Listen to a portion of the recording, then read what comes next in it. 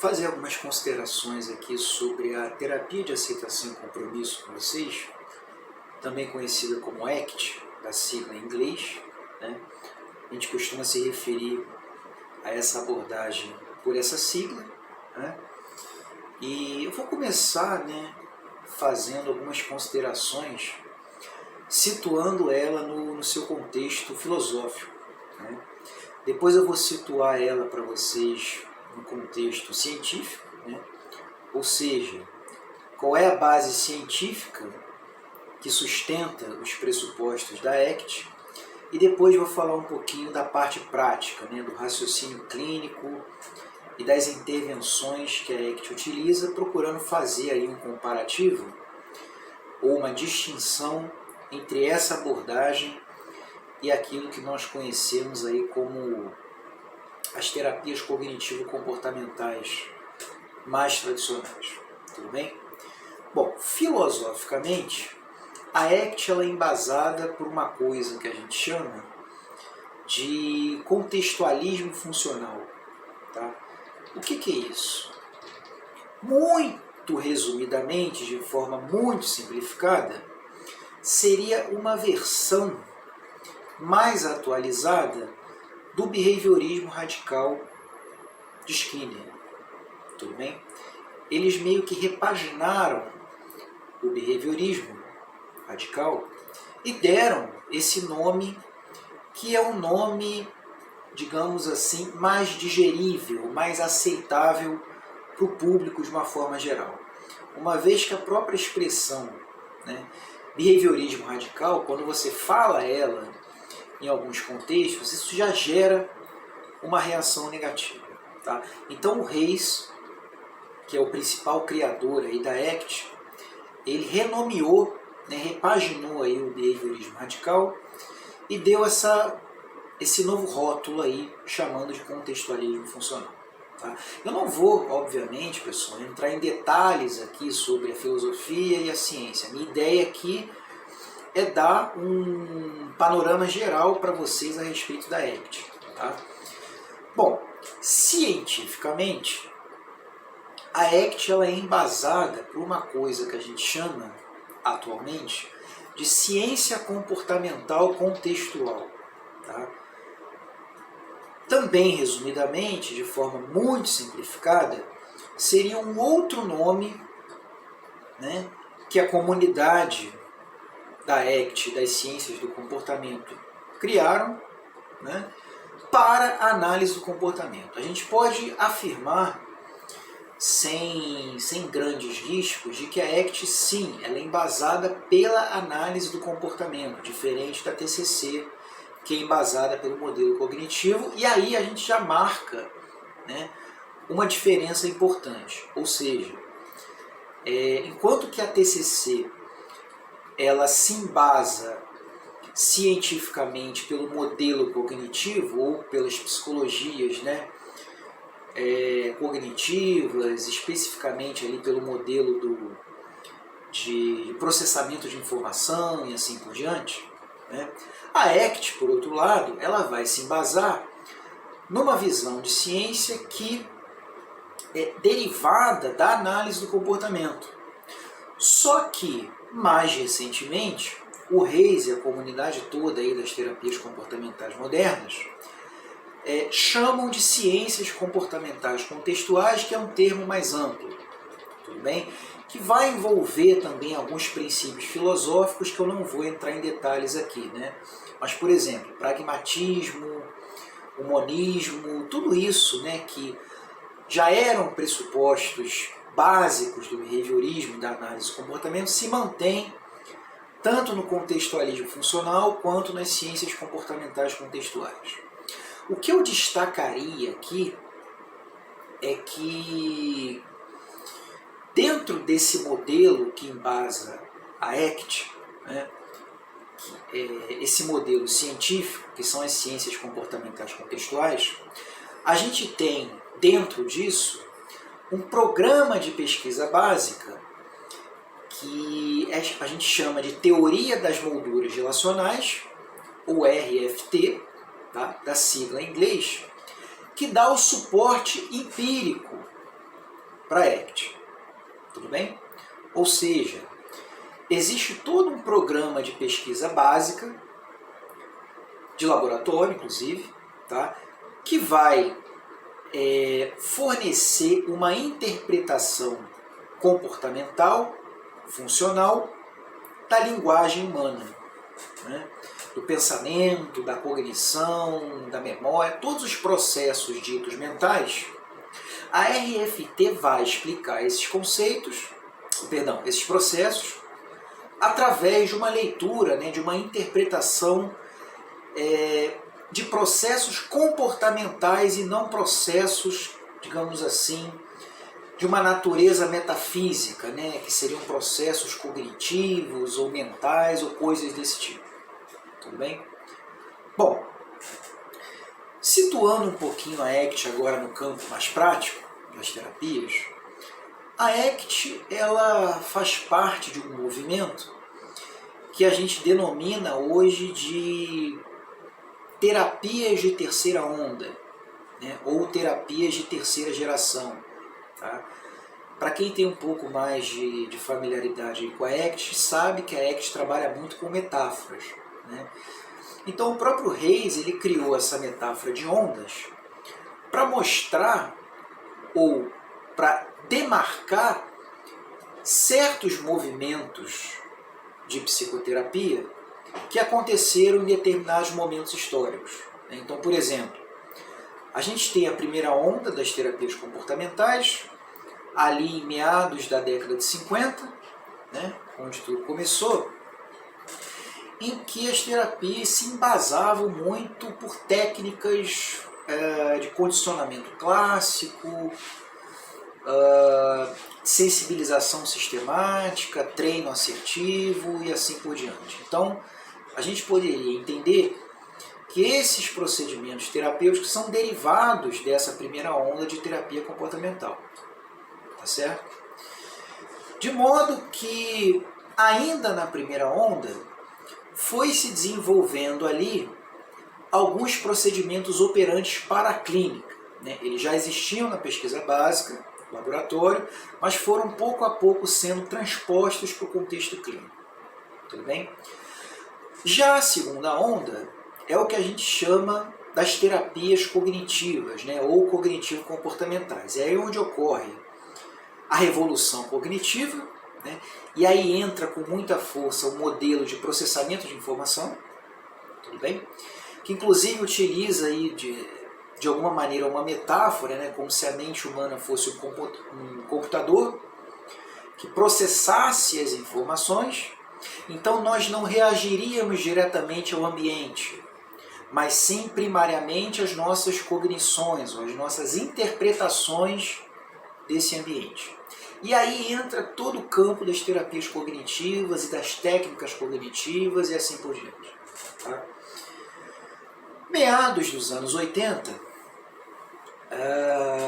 muitos autores, né, muitos pesquisadores da área das psicoterapias fizeram um resgate das bases filosóficas e científicas da análise do comportamento. E aí, nesse contexto, surgiu então as terapias de terceira onda e a ACT está incluída nesse pacote, né? Então a gente tem aí, para além da ACT, né, a DBT, por exemplo, terapia comportamental dialética, a gente tem a FAP, psicoterapia analítica funcional, ativação comportamental, terapia focada na compaixão e assim por diante. Tudo bem? Bom, então esse é o panorama básico, né, situando para vocês aí os fundamentos da ACT. Tá?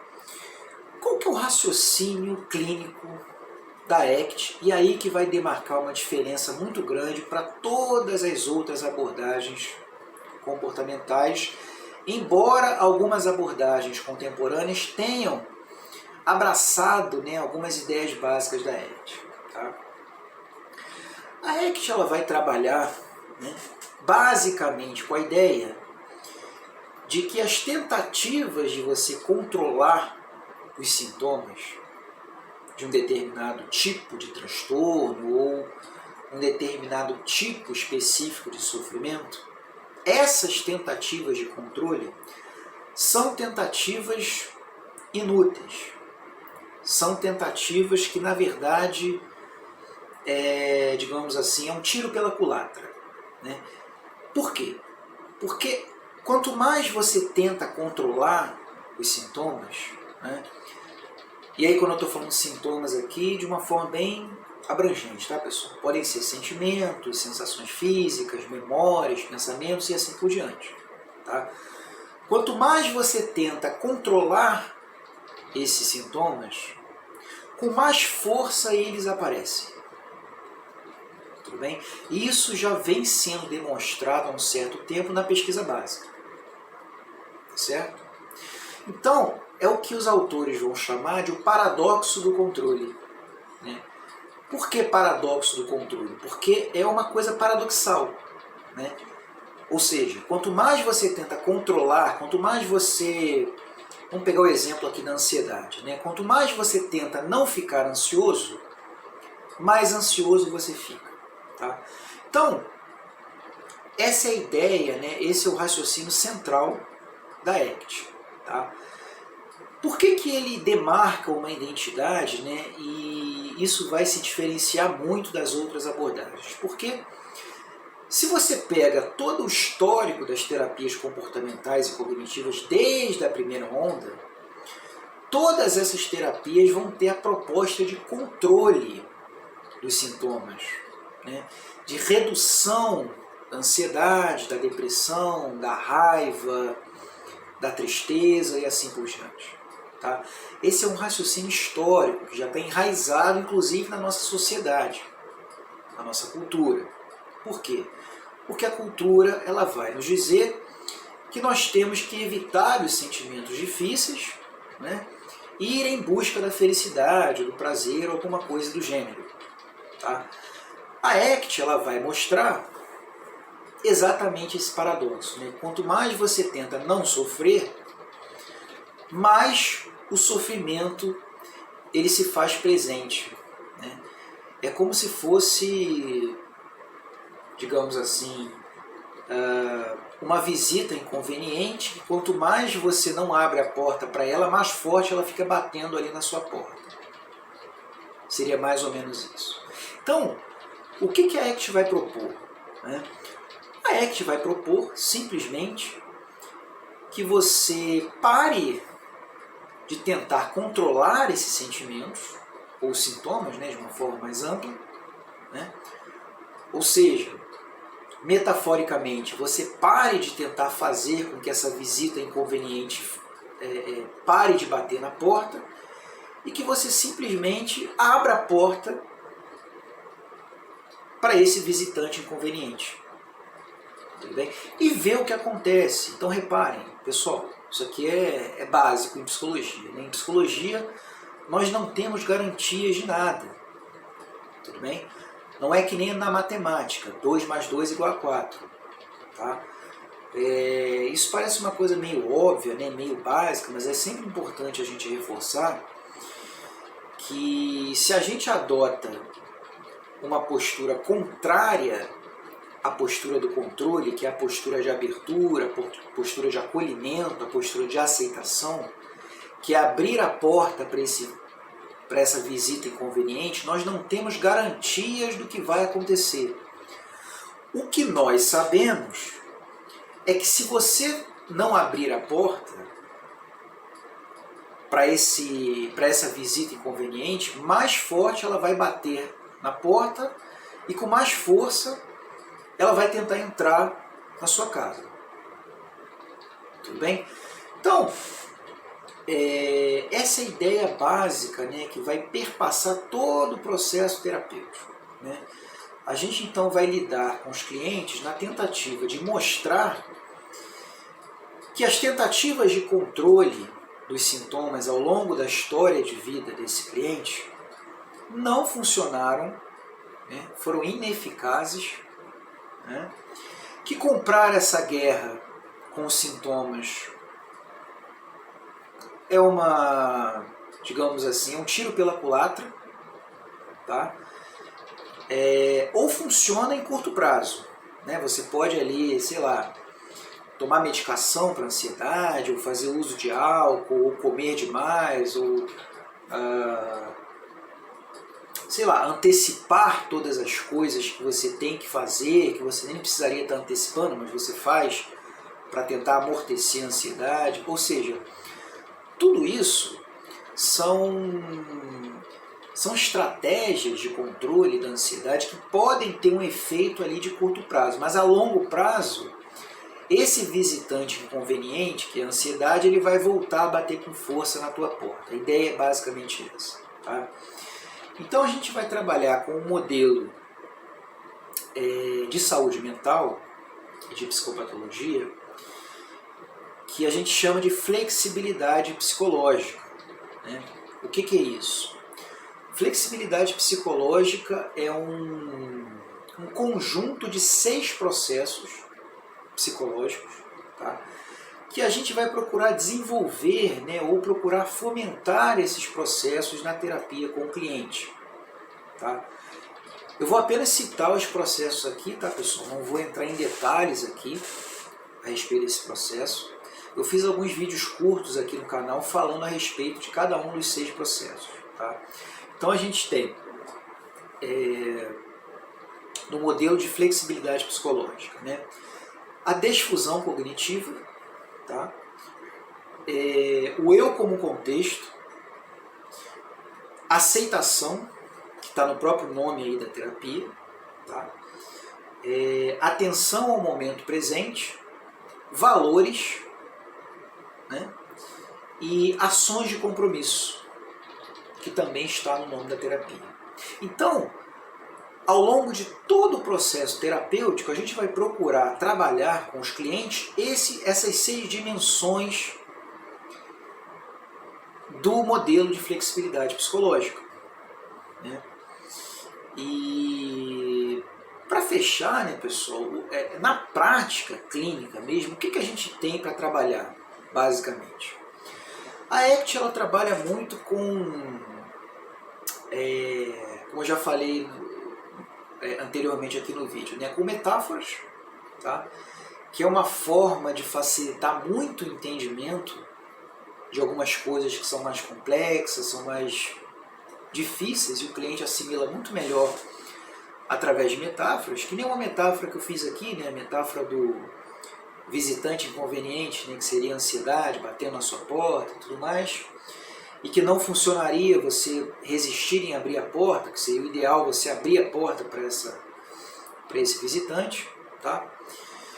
E exercícios, digamos assim, experienciais, né, ou vivenciais, em que você propõe ao cliente uma prática para ele experimentar os processos da ACT na própria sessão, e você passa isso como uma atividade de casa para o cliente praticar ao longo da semana.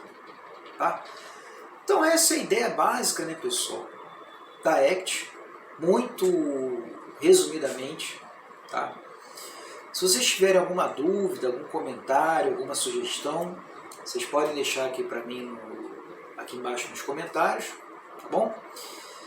E é isso. Um abraço e até o próximo vídeo.